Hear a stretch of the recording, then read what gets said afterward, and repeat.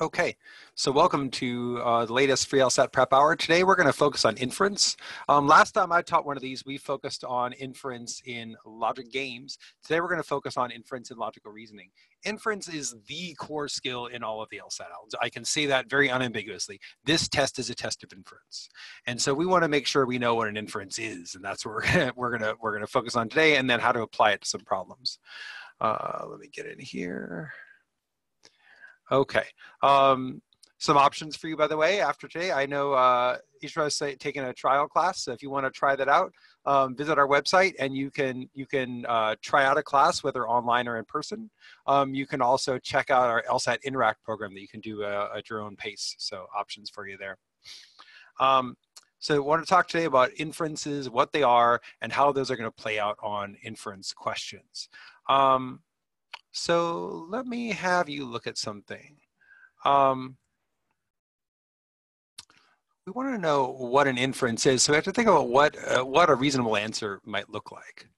So think about this statement that we might see in real life. Product X sells more units than product Y.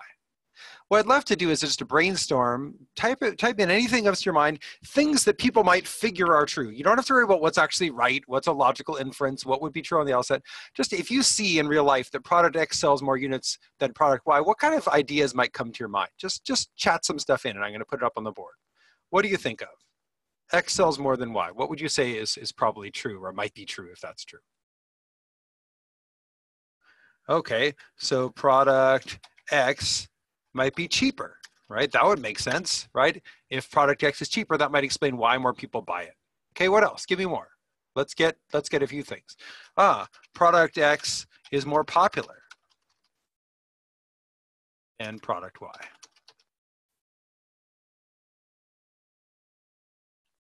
Okay, what else? Maybe product X, I'll just start writing X. X is more widely available.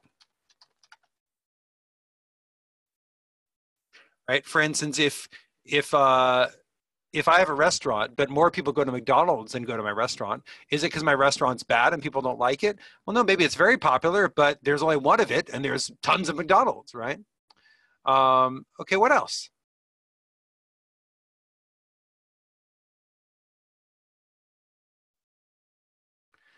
Anything else that we might figure if this were true? So X appeals to a wider demographic, right? Like if a movie sells more tickets, maybe it appeals to more people.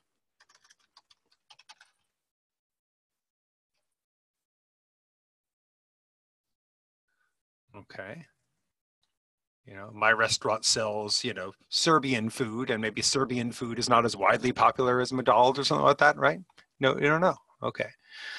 So let me ask this. Of the things we put up on the board, can we say that any of them are true? Do we know if any of these things are true? In other words, if I know that product X sells more units than product Y, can I infer any of these? Would these be good answers on an LSAT question that said what can be inferred from the information above? What do you think? In other words, do these follow logically from the information we were given? Any of these good? Any of these that you like?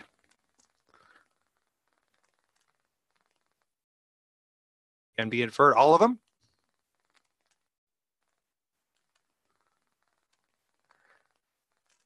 You guys agree with Tom? Do these all follow from what we said?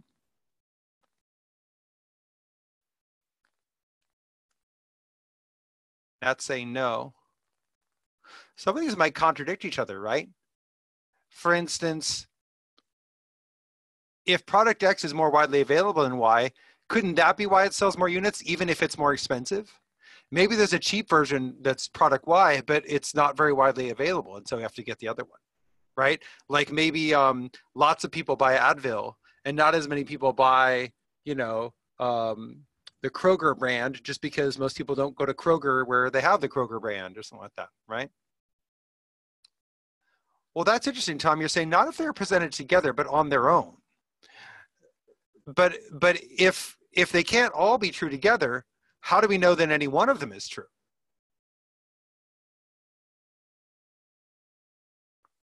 It would be like if we were all in a room together and I get knocked out and I try to infer that one of you did it. Well, maybe it's true that one of you did it, but if I try to say, hey, Tom did it, right? Ishra did it. Well, how do we know that, right? How do we know it wasn't someone else? So what if I told you that these are all bad answers? And I don't mean it was bad of you to think of them, right? I'm glad you thought of them. They were thoughtful things to say, but none of them are something that we can infer. So we need to fine tune what we mean by infer, right? So here's what an inference is. And this is incredibly important. This is the most important concept on the LSAT. I'm just going to say it. It's the most important thing. An inference is something that we know based on the information we have. It's something that we know based on information we have. So if X sells more units than product Y, we don't know that X is cheaper, right? Maybe X is just more available, or maybe X is better, but it's not cheaper, right? Maybe there's a cheaper class than my class, but it's not any good, and so no one takes it, right? Maybe there's cheaper food than my food, but it's poisonous, right? So we don't know that X is cheaper. There could be other possibilities. You might argue that X is more popular because X sells more than Y. So one definition of popular is that it's more, but it depends on what you mean. Maybe people prefer Y, but they can't afford it. Maybe X is cheaper, right? So those could contradict each other, right? X is more widely available than Y. It might be, or it might be that Y is available everywhere, but not very many people like it. Again, X appeals to a wider demographic. Maybe X is very appealing, but we can't have it. It would be like a house in Beverly Hills. More houses sell outside of Beverly Hills than in Beverly Hills. Does that mean most people prefer not to live in Beverly Hills? No, many people would like to live in Beverly Hills, and most of us can't afford to, right? Certainly plenty of people don't want to live there, right? But that's not the only reason that most people don't live in Beverly Hills. It's also that it's too expensive, right? If I just went up to a random person and said, hey, here's a free house in Beverly Hills, they would probably accept, right? If only to sell it. So we don't know any of these things. So Nat's saying what we do know is that Y sells less than X. Yes, we can infer that. Now that's not very interesting, is it? Right? It's not very interesting. So I could say, Nat, you're boring me, right? But it's true.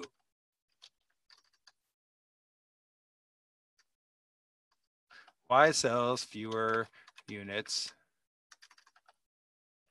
and X is true. Anything else that we know is true?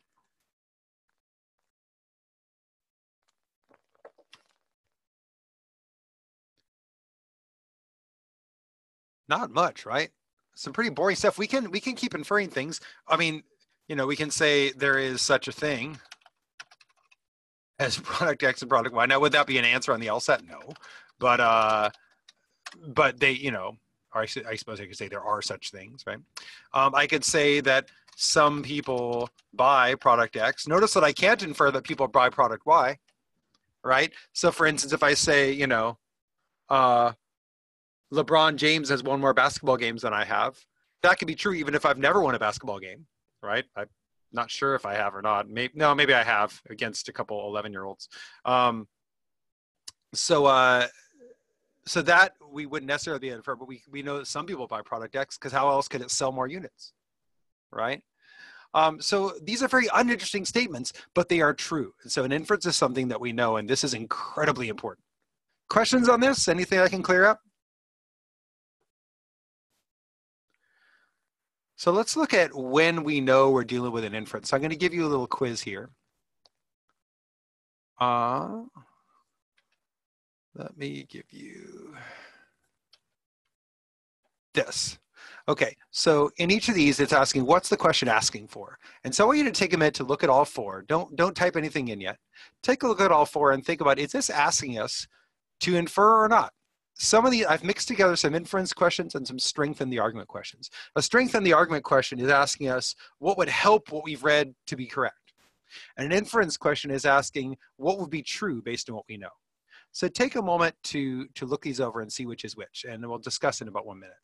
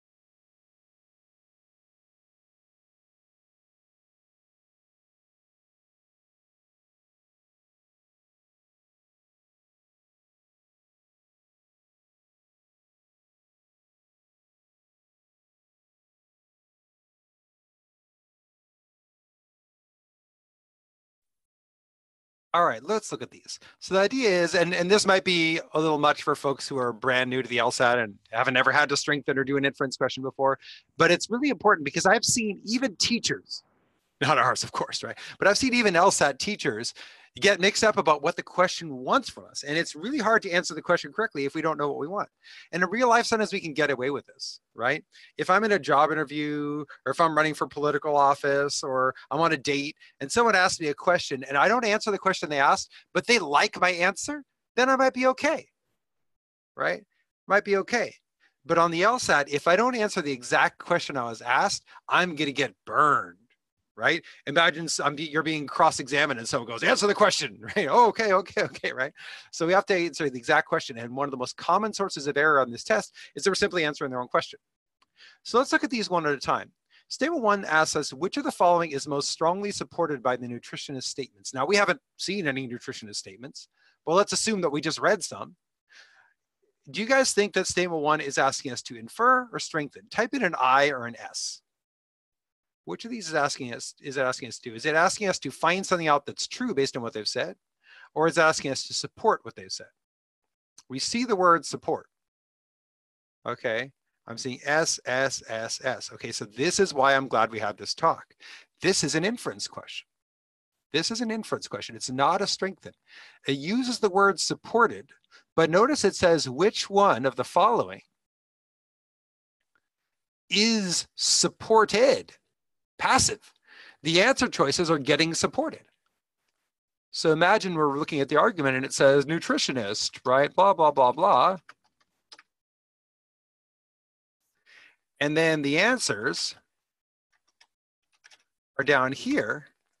And what it's saying is which of the following answers is going to get supported by what we just read from the nutritionist? That's an example of an inference question. How are we feeling about that? Does that make sense?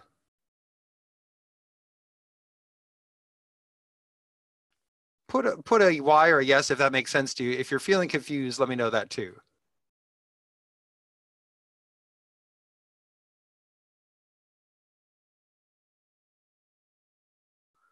All right, let's try this out on a few more. And some people find that they are missing almost all of these. You know, you think on average you'd get 2 of these right. If you're only getting the random guess of 2 right or less, then this is something to definitely work on identifying. One problem is sometimes when people work through a curriculum like ours and they read the books and they take the classes, they're used to the lesson telling you what we're talking about. Like today I told you we're doing inference, so you can expect that the questions we do will be inference questions. Although I can mess with you and mix it up, right? So sometimes we get lulled into a false sense of security. We stop looking. It's like when you're a kid and you learn your times tables, and then your teacher gives you a little multiplication test where it says things like, if there's 4 rows of corn plants and each has 20 plants, how many plants are there? And without having to think about it, you do 4 times 20 because you know it's a multiplication quiz. The trick is on the LSAT, everything gets mixed together. So you might have an inference question and then a strengthen question and then a conclusion question and then a flaw question all mixed together. So let's look at the second one. Is this an I or an S? Is this asking us to infer something from what we've read? Or is this asking us to strengthen what we've read?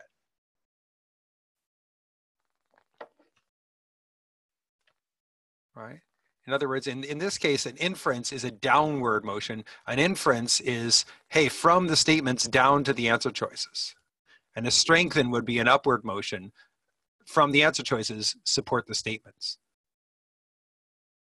I'm seeing people say strengthen again. This time you're right, because they're saying which of the following supports what we've read.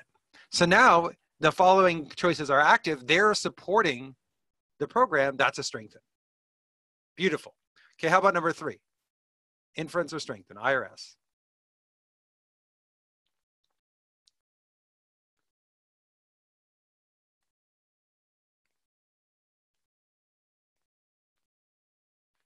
Yeah, the conclusion above would be supported by. So now we've got the passive voice again, would be supported, but it's saying the conclusion above would be supported by which of the following, right? So we're having to support the conclusion. We're having to go from the answer choice and then strengthen up. Sounds like I'm like in church or something like that, right? Strengthen up toward the conclusion. Okay. Last one, number 4, I or S?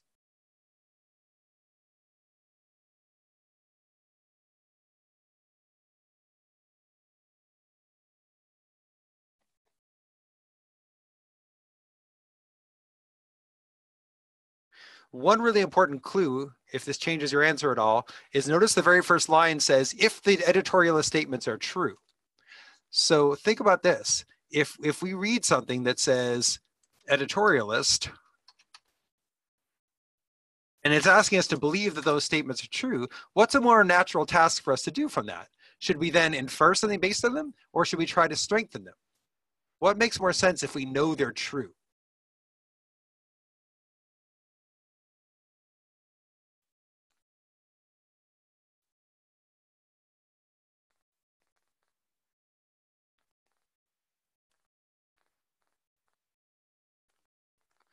Yeah, it makes more sense to infer. If they're true, how would we strengthen them?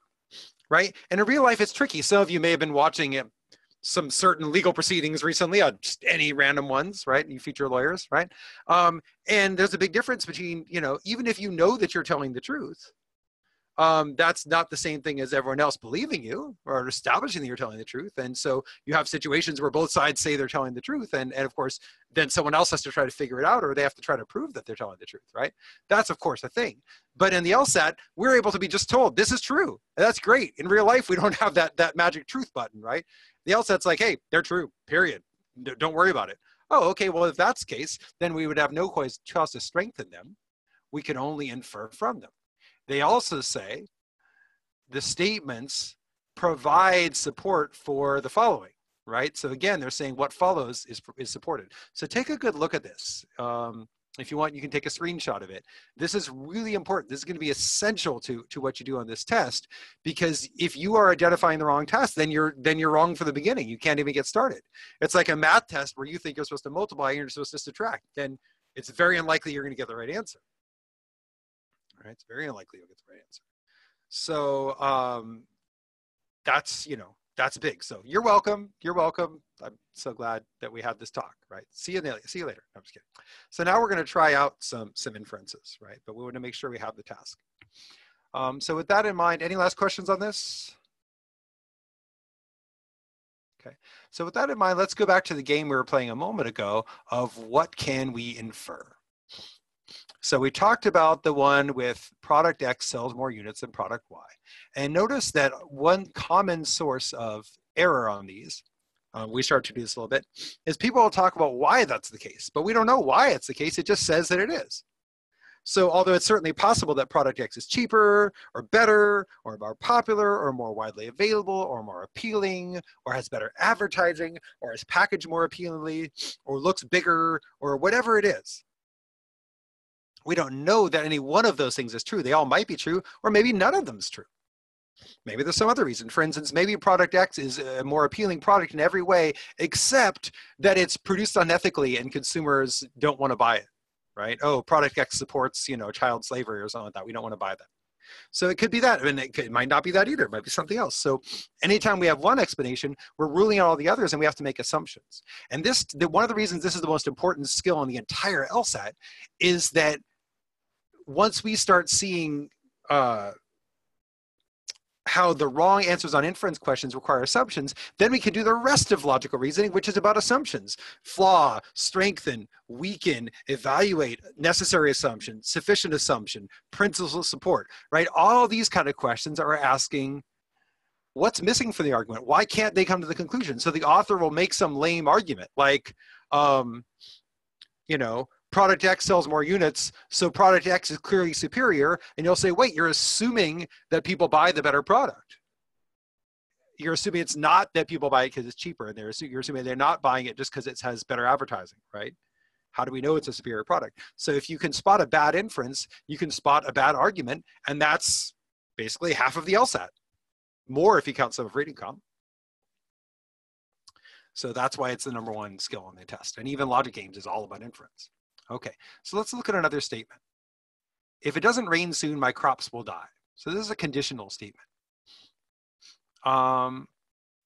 So let's now talk about what we can logically infer from this. If we know this statement, if you've done conditional logic, you can write it like this. If no rain soon, then crops will die. What can we infer from this? What can we know based on what this says?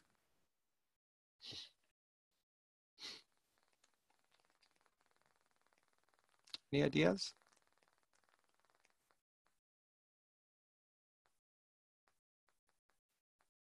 Okay, so it sure sounds like the crops need water. The crops will live if it does rain. If the crops don't die, then it rains soon enough. Yeah. Ishra is actually the only one who has something that we know. This is tricky, right? And this is what we call the contrapositive. And to develop the contrapositive, this is a really important LSAT skill. You take this conditional statement and you flip it and you negate it. You say, if the crops don't die, then it does rain soon. And that's the only thing we can do. Okay, so we can translate that as, if the crops don't die, then it must have rained soon, right? Something like that. Let's look at the other possibilities. There's the reversal, right? The reversal would be if we say, if CD, then no RS, right? So if the crops die, it didn't rain soon. Now this is actually wrong. Why? What's wrong with this?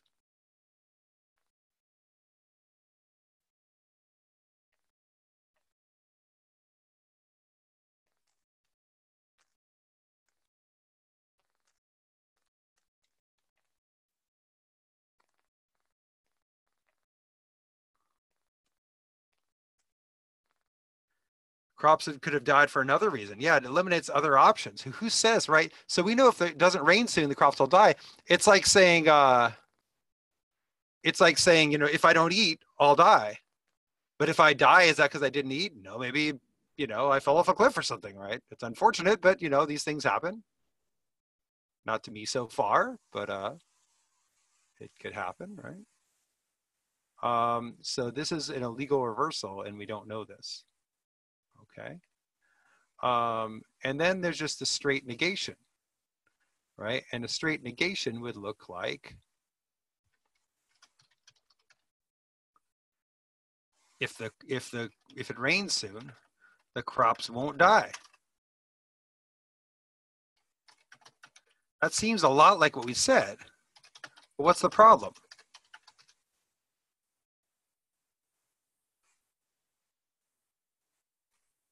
Strangely enough, it's actually saying the same thing, right? The reversal and negation actually mean the same thing. They're both saying the only way for the crops to die is for it to rain soon. But what if it rains soon, but someone tramples the crops or poisons them, or a plague of locusts arrives, right? So both of these are the same problem. These are actually both the exact same flawed statement. They're just said differently. And the same thing with the contrapositive in the original. They're said differently, but they mean the same thing. If the crops don't die, then it must have rained soon sounds a lot different than if it doesn't rain soon, my crops will die, but they mean the same thing. They mean without rain, the crops will die. So if the crops didn't die, they must have had rain. Okay. Another thing that we can't do is we can't say why the crops need rain. Now, Tom said something that's pretty reasonable, and I don't think it's too far out, that the crops need water or rain. And he's probably right. I mean, he's 95% right. And that's the kind of answer, if the question says, which of the following is most strongly supported, you'd say that's probably true. If the answer says, which of these logically follows or must be true, then I might wonder. Because what if it's something like this? Maybe it's not that the crops need rain. Maybe it's that if it doesn't rain soon, the river won't flow. And if the river won't flow, I can't get my shipment of fertilizer. And if I can't get my shipment of fertilizer, the crops die. Right? It'd be like if I said, if the power doesn't come back on, you know, if the power doesn't come back on, what's a good example of that? I'll get fired, right? And you might say, oh, so your job must be, you must be responsible for the power, or you must need power to keep your job. maybe indirectly, yes, but maybe it's something like if the power doesn't come back on, then I won't be able to do this thing I'm responsible for. And if I don't do the thing I'm responsible for, then I'll get fired. So it can be less direct than that. Okay. So Tom, your answer, I'm sure is right in real life. And again, it's probably right even on the LSAT, but on a strict answer, it might not be. So that's how strict we have to get. So watch out for that contrapositive versus those illegal negations and reversals. We'll see those again. Let's do another. People who drink coffee regularly live longer than those who do not. What might we try to infer from this?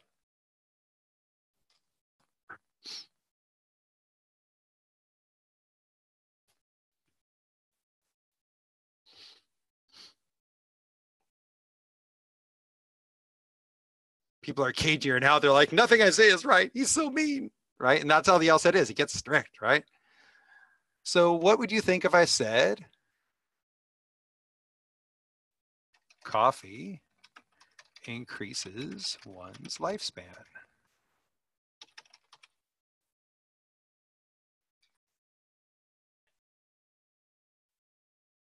What would you think of that? Is that fair to say?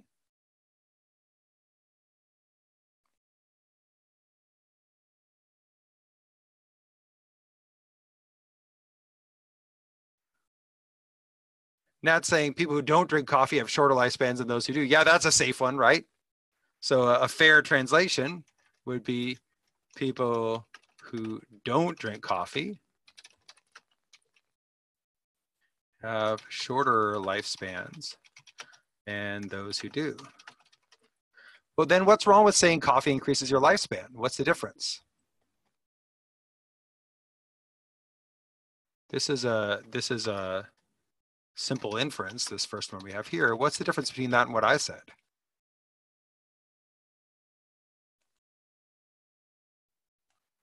This is indeed wrong. Why? Well, it requires a causal assumption. Yeah. What if people who drink coffee are also more likely, what if people are more likely to drink coffee if they have a job? And having a job makes you live longer than not having a job, right? Or what if wealthier people drink coffee, or people in certain places drink coffee? Or maybe in urban areas, coffee is more available and people live longer, right? So there can be all kinds of things. It's like when they try to correlate, like, let's say you take piano lessons when you're a kid. And piano lessons, and people who take piano lessons do better in school.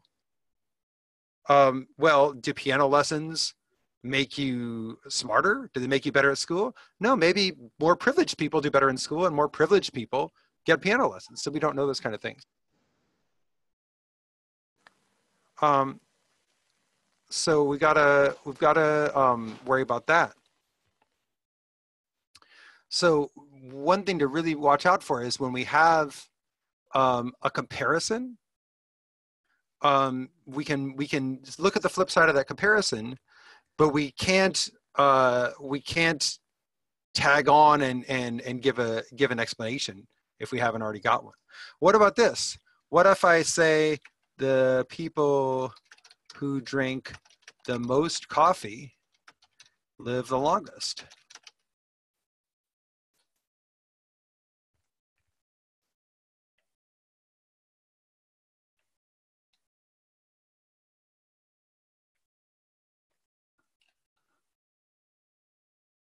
Can't say that. Why not?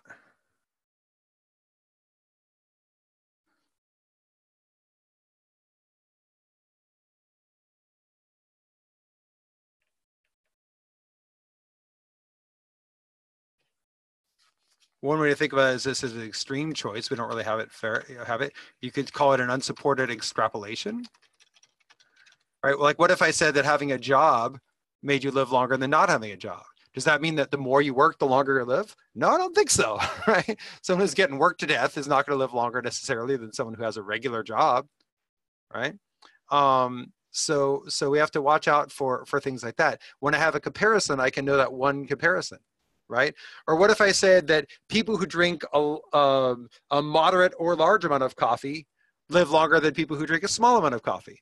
I still don't know the comparison between the moderate and large because those got lumped together, right? Or if I said rich and middle class people are taller than poor people. Okay, maybe that's true. But does that mean rich people are taller than middle class people? No, I don't know that extrapolation either. Maybe it's like there's a correlation between being like actually below the poverty line and being short, and there's no correlation with height after you get past the poverty line. We don't know those things. So you get in the feel for it. We have to be pretty tight to what they've said. Now that might seem like the inference questions are going to be easy. Look for the dumbest, most obvious answer, and that's right. And to some extent, you could do worse than that, right? However, there will be cases where a strong statement will be supported, especially since in the real test, you'll have several statements to look at. And so if I say something like, no one can get into college without taking math classes, and to take math classes, you need a calculator. And then if I say, you know, Fred is forbidden by his parents to own or use a calculator, would it be fair to conclude that Fred won't get into college?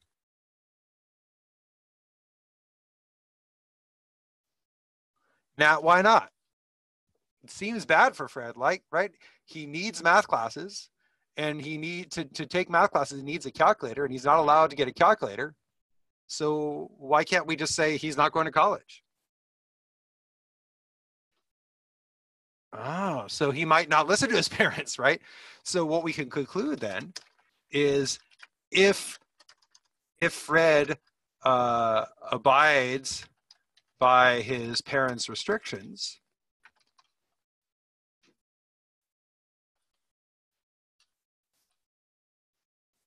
he won't get into college. Can we agree with that?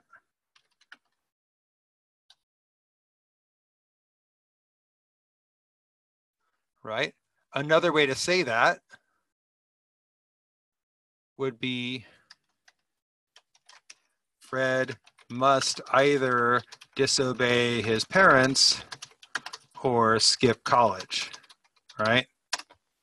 Something like that. He's given a choice. He could go to college, or he may not get to go to college at all, right? We don't know that if he disobeys his parents, he'll get into college. But I know that he has to at least either disobey his parents or go without college, possibly both. He might disobey his parents and still not go to college, right? Okay. Make sense? All right. Cool. One more, and then we're going to do some full questions. What if I said smoking gives you bad breath? Now here I've got a cause. I'm not saying people who smoke have bad breath. I'm saying as a fact, smoking gives you bad breath. Okay? So what might we try to derive from there?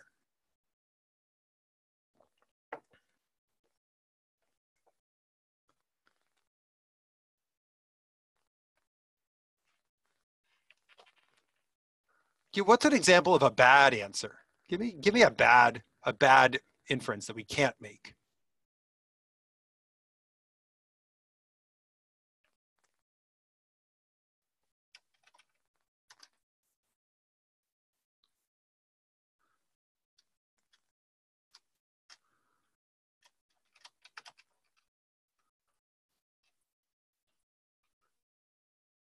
By bad, I mean it can't be inferred. We don't know that it's true. Oh, yeah. So there's it's the conditional thing again. If you have bad breath, you smoke. Maybe there's other ways to get bad breath, like eating stinky cheese, right? Genetic factors, right? If you don't have bad breath, you didn't smoke, right? Same thing. Well, now hold on. Let me actually talk about that. Is that the same thing? So if I don't have bad breath, I didn't smoke. So is it possible that I don't have bad breath and I did smoke?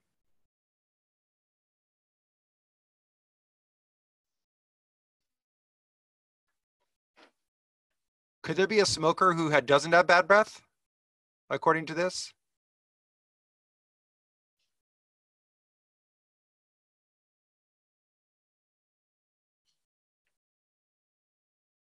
Yeah. So we can actually infer that if you don't have bad breath,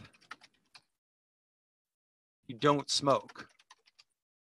That's the contrapositive of if smoke, then bad breath.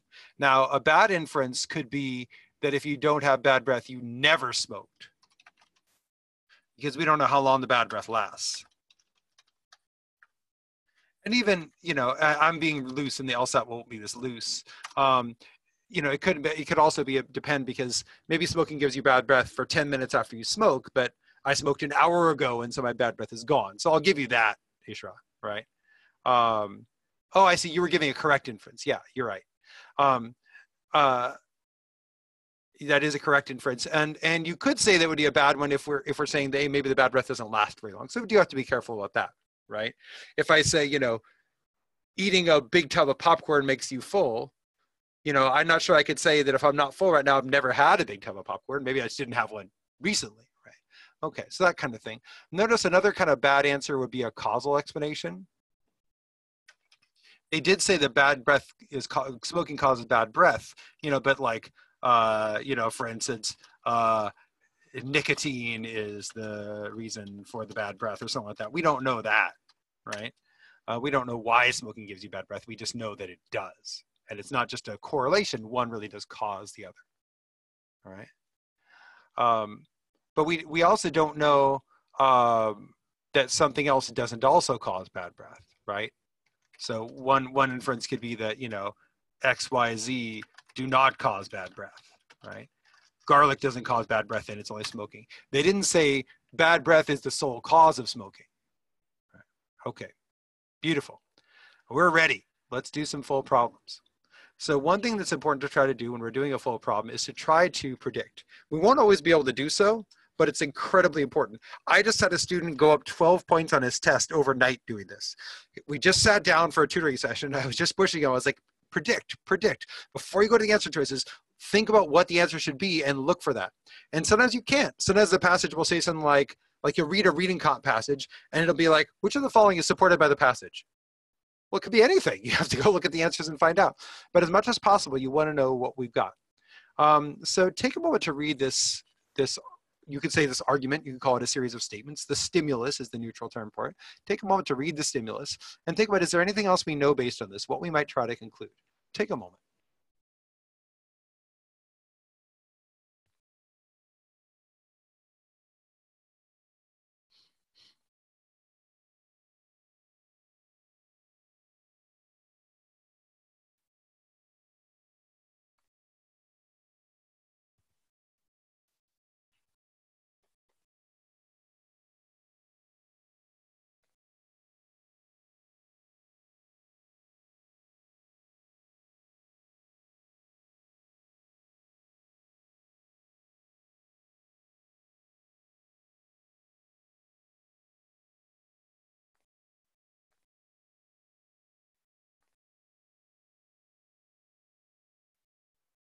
So is there anything you notice from reading this? They tell us that news media don't cover local politics, and the business is conducted secretively. So these factors isolate politicians from their electorates. And this means that resident participation is less likely to get a response, and that discourages resident participation. Can we put this together into anything? Is there anything that you'd predict as an answer?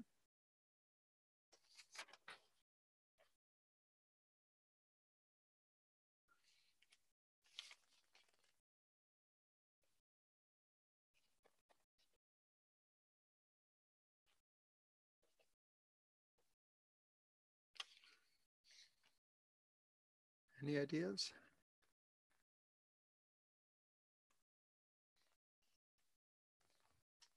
News media's lack of coverage plays a role in low resident participation. Oh, interesting, right? So you're saying, hey, because the news media isn't doing this thing that would encourage people, that plays a role in it. Fair enough. Okay, anything else?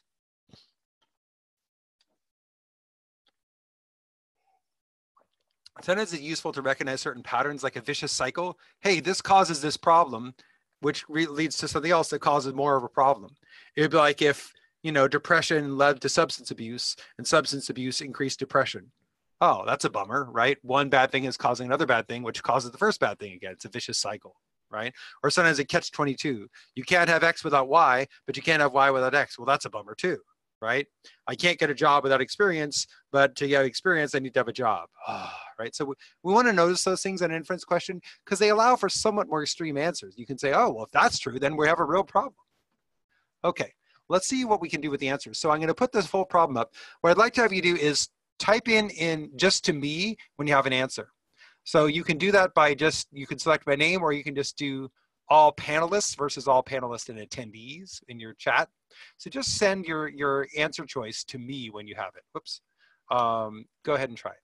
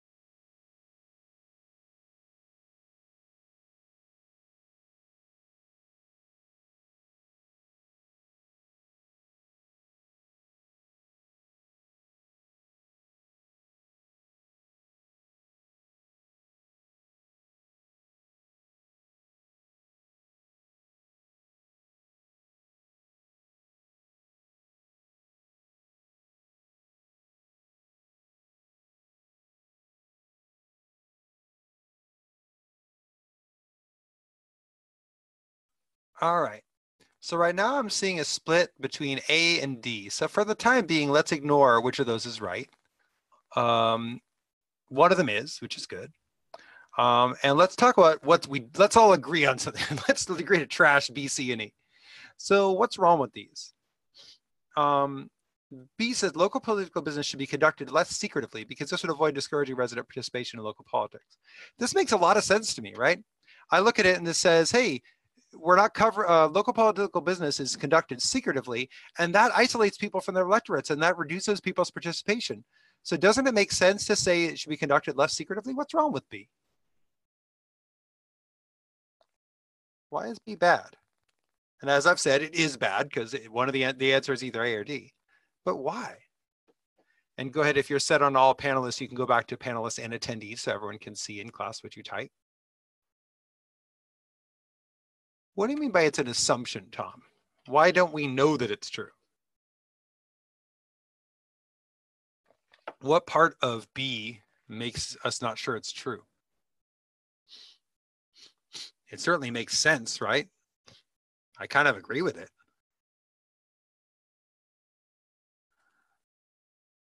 Well, but hold on, they didn't say that if we don't conduct business less secretively, everything's fixed. They just said conducting it less secretively is good because it would avoid discouraging people. And they did say that conducting it secretively does discourage people. So doesn't it make sense we should do the thing that won't discourage people?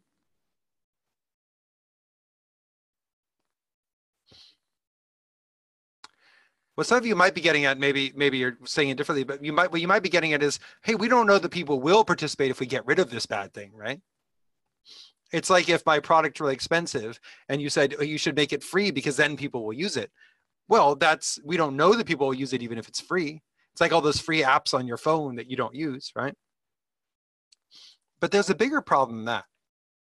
And the bigger problem, it's the one that's actually most natural that really makes this an easy one to cross off. And it's the word should be. or just should, I suppose I should say, one word should. Should makes it wrong because we don't know what should happen. We only know what does happen. In real life, of course, we're natural to do those things, right? If I say, if you smoke, you won't live as long, then, you might say, well, then you should not smoke.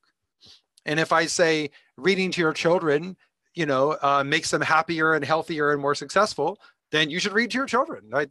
We probably agree with those things.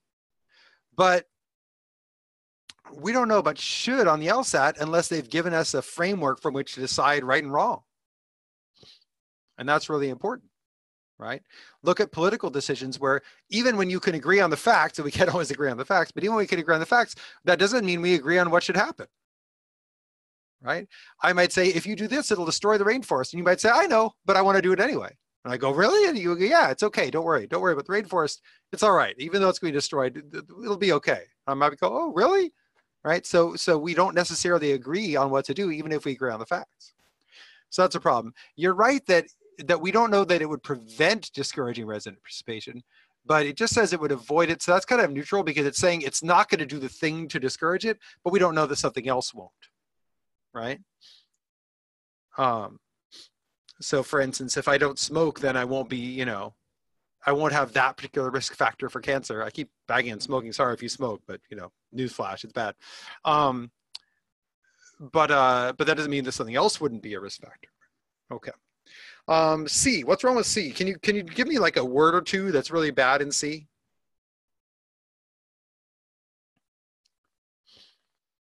Yeah, most important. How do we know what the most important thing is? If we don't know what we should do, who says we know what the most important thing is? Right? So we went from there is a thing to this is the biggest thing. So this is an example of an extreme answer, and it's really common that we'll see that, right? An extreme. Hey, it might be the most important, but we don't know that. Okay. And then E, do you see what's happening with E? What's E doing that we've seen before today? Like we've seen earlier today. What's E doing?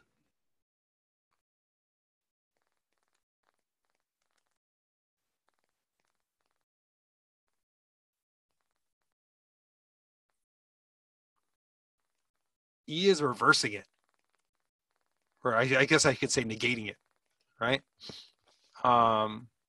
Because it's a vicious cycle, so I guess you can go either way. Do we know that if resident participation were not discouraged, this would cause local politicians to be less isolated? We don't know that. We know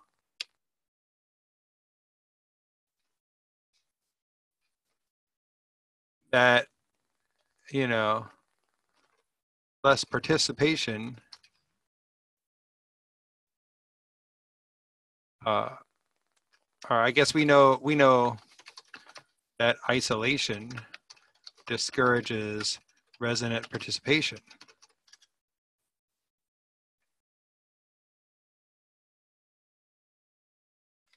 Right? Because when the politicians are isolated, that discourages resident participation, right? But even we don't know that undoing it goes the other way. We know that if resident participation were not discouraged, that isolation wouldn't be happening. But we don't know that it would cause that to happen. So we can get rid of E. Okay. So that leaves us with A and D. Now let's play a game with A and D. Which of these two is the weaker statement? And what I mean by weaker is saying the least, making the lighter claim. When in doubt, that's what I'll go with. So of A and D, it doesn't mean it's automatically right, but of A and D, which one seems to be making a less strong claim?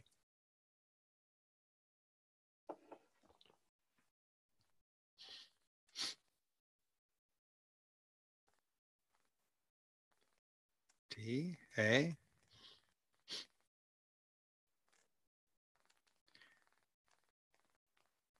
A, D. Uh-oh, we're tied. So notice that A says, particular acts would be likely to, that's kind of weak, if this happened. D says, would reduce at least one source, right? There's no if. So it's kind of a tie. I can see actually where we might disagree about this because A says two things. It has a would be likely, which means not necessarily. Whereas D is definite, it would reduce. On the other hand, D is kind of limited because it's saying just one source, at least one source, not all of them. Then again, A is kind of weaker because it's a conditional. It's saying if this happened. Okay, so unfortunately, we have to kind of think about that. But notice they both have some sources of weakness, which is good. So let's look at what A is saying. A is saying if the politicians are less isolated, if the politicians were less isolated, then resident participation would get a positive response.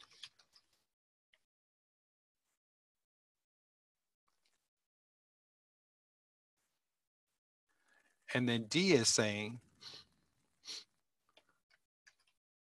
news coverage of local politics would cut one source of discouragement.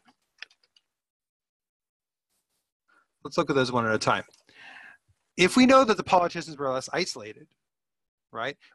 We know that when politicians are isolated, they're less likely to give a positive response to what locals do. So if the politicians are less isolated, do we know that they're likely, as in more than 50% likely, to give a positive response?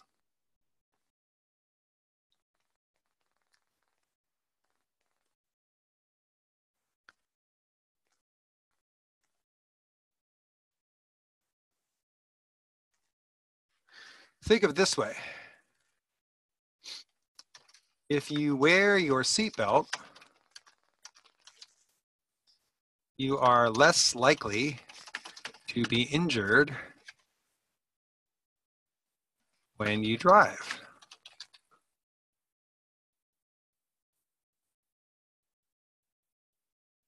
And I then say, if you don't wear your seatbelt, then you are likely to be injured.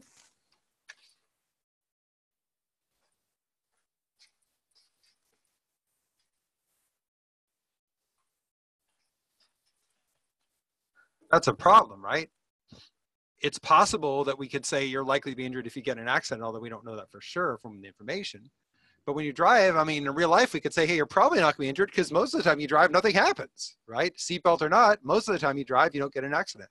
I'm not saying take off your seatbelt, but you know, you'll probably be okay because you probably won't get in an accident, right? Just like if you leave your house unlocked when you go for a walk, you probably won't get robbed, at least not in my neighborhood, I don't know yours, but you might. I don't want to start doing that, right? So the problem is with the word likely, right? And there's a big difference, and they like to do this, between more or less likely versus actually likely, right? One of the reasons 23andMe had to stop giving certain kinds of health information with their DNA test is that people would freak out, right? If you find out you're 50% more likely than the average to get Alzheimer's syndrome, you might really freak out and get depressed, right? But then if you realize that, oh, the chance of getting Alzheimer's disease is pretty small, so increasing it by 50% is actually not that bad, right? Like let's say the chance of getting Alzheimer's were 1%, and you had a 1.5% chance. Well, that's not great, but you know, it's still pretty low, right? And so we have to be very careful about more likely versus likely. They'll get you with that. That rules out A. One thing that makes D weak, I'm not saying D is necessarily weaker than A, but it's weak in a different way. One thing that makes D a weak statement in a good sense, in the sense that it's easier to support, is that it's saying it would reduce at least one source. What we said up front, what we predicted, was that these things were discouraging people from acting, right? And so they're saying, hey, if you get rid of one of the sources, that'll reduce one source of discouragement. Notice they're not doing the illegal negation and saying, if we get rid of this source of discouragement, everyone will participate. They're just saying it reduces one source of the problem, right? Like, let's say I don't exercise because I have low self-esteem, I don't have time, and there's no exercise venues near me. So if a gym gets built down the street from my house, that will reduce one source of that's preventing from exercising. Does that mean I'll exercise? No, maybe the other things will still get in the way. I don't have time to exercise and I don't feel good about myself, right? But it has reduced one problem, and there we go. We feel all right about that?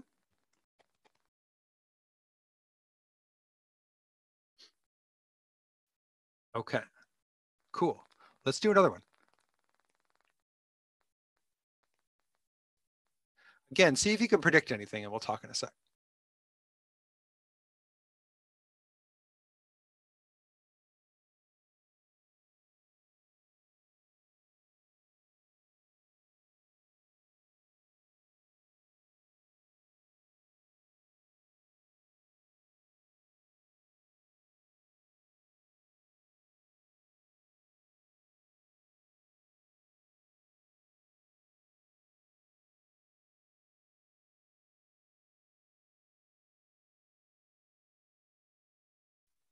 So notice this one has some really strong statements in it, kind of extreme, you might say, right? They're saying if price goes up, price of beans goes up, then coffee shop, their prices will go up, right? That's a fact, right? And if that's true, if their prices go up, then either sell other stuff or sales down, right? Can we agree on that? You can write it as two things. If the price of beans goes up, coffee shop prices will go up. And if coffee shop prices go up, then they'll sell other stuff or their sales will go down. But that's what we have, right? And then they tell us that if we sell other stuff, profits will be down. And then they say, avoiding a decrease in profit only if the sales do not decrease. This is where it might start to lose us in terms of conditionals, right?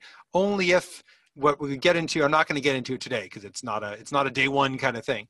But the idea is that only if is a necessary condition. You'll put it on the right. So you're going to say, avoid profits down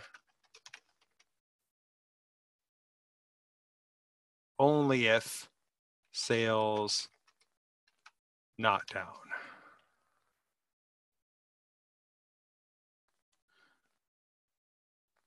So what we can say is that if they sell their stuff,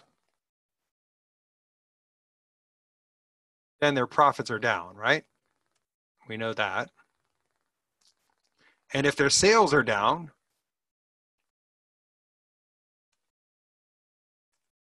then their profits won't be down. Because if the profits were down, the sales would be down. So you might not have gotten all that, and I'm skipping over some of this because not all of it is something I would expect you to get if you're just brand new to the LSAT. But just to lay that out. Okay, how are we feeling with that? Any questions about that?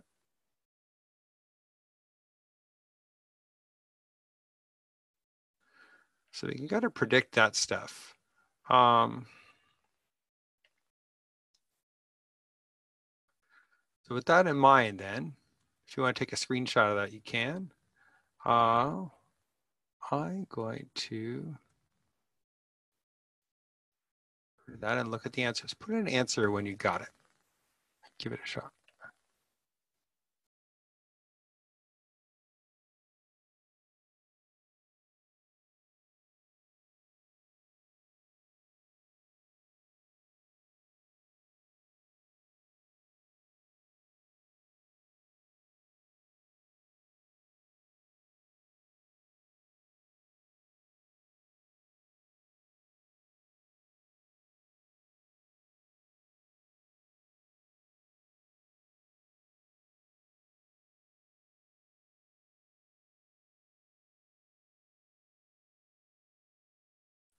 Okay, so the question was, why are profits not down if sales are down? No, it's if they said they can avoid a drop in profitability only if the sales don't decrease. So what we know is that if sales do decrease, then profits are down.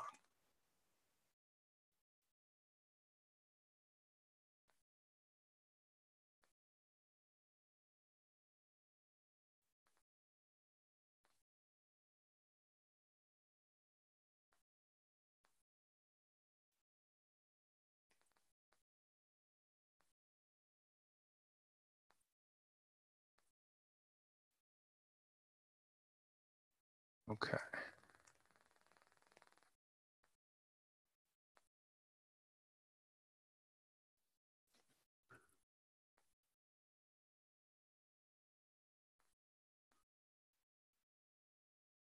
Your answers whenever you're ready.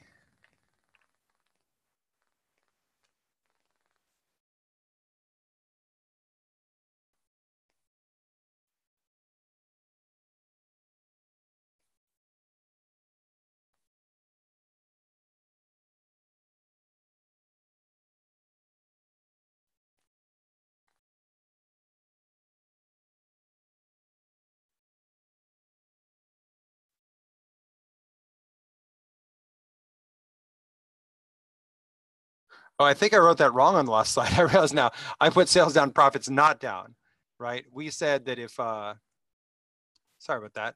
We said that if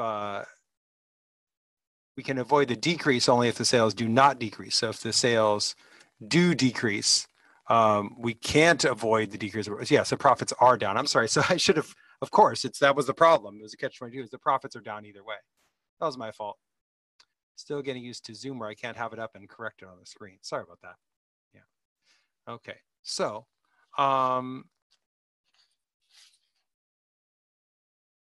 okay.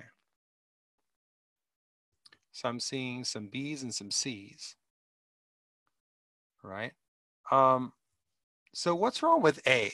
A says if the profitability decreases, the price it pays will have continued to increase. What's A doing? A is wrong, but why?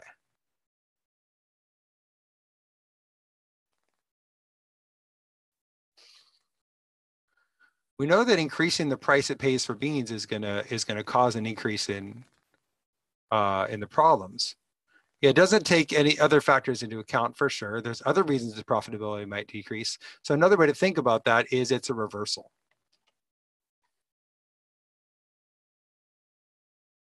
I'm gonna put this back up so I can fix it just a moment. Still learning some of the things. We just started using Zoom. So it's a few wrinkles to iron out. But if I look at this, let's see.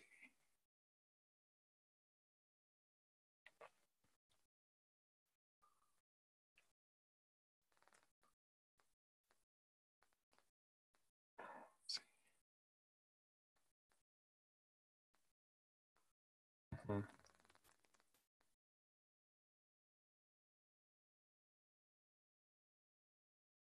See if I can just. Oh, I can't bring it back. All right, sorry about that. I just can't bring it back. Still learning. But yeah, so the problem is that either way, if I sell non-coffee products, my profits are going to go down, and if my sales decrease, my profits are going to go down.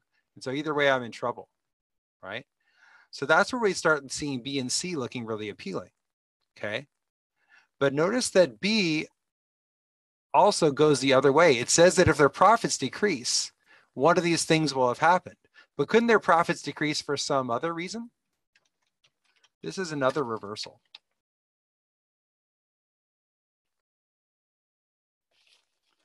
Okay. Whereas C, it says, notice it starts with the profitability with decrease. So it might seem like it's wrong again, but notice it then goes on to say if. And so this is the first part. It's saying if price increases,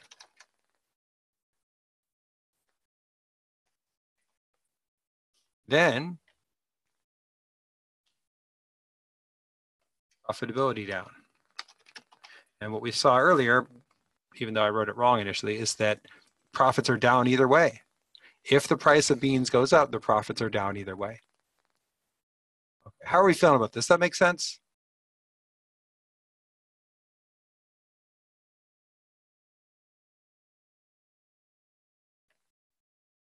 This is what we've got.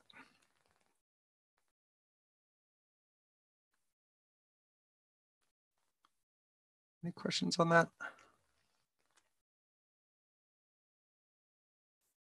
I can actually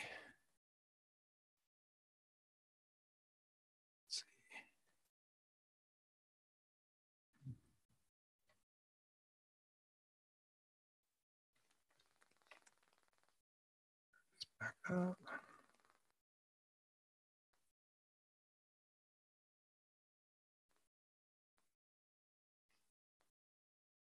Okay. Cool. Well, I hope this was helpful. I'm going to put my picture back up so I can play with that for a moment, and then we'll wrap up. If you have questions, definitely let me know.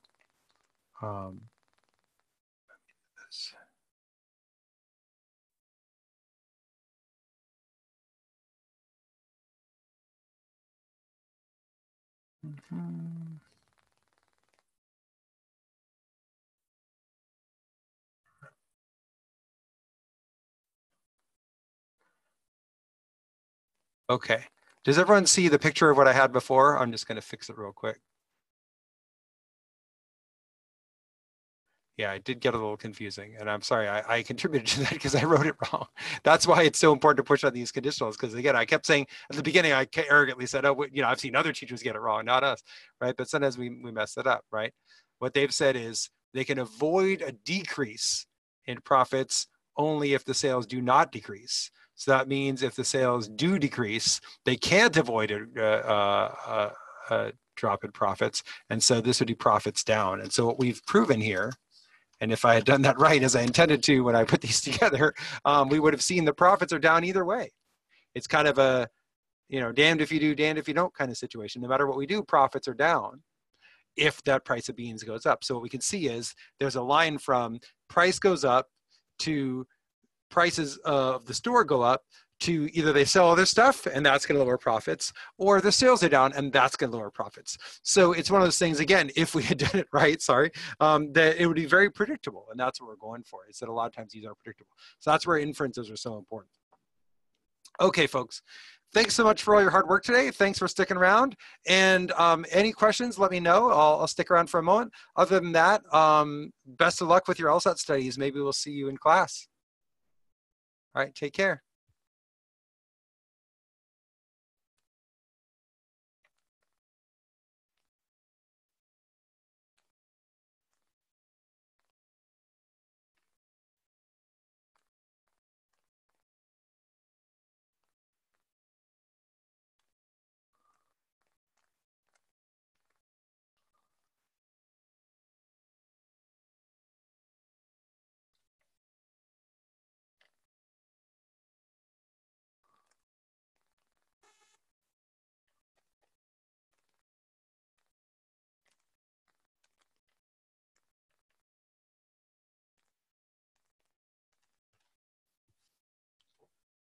All right, thanks all.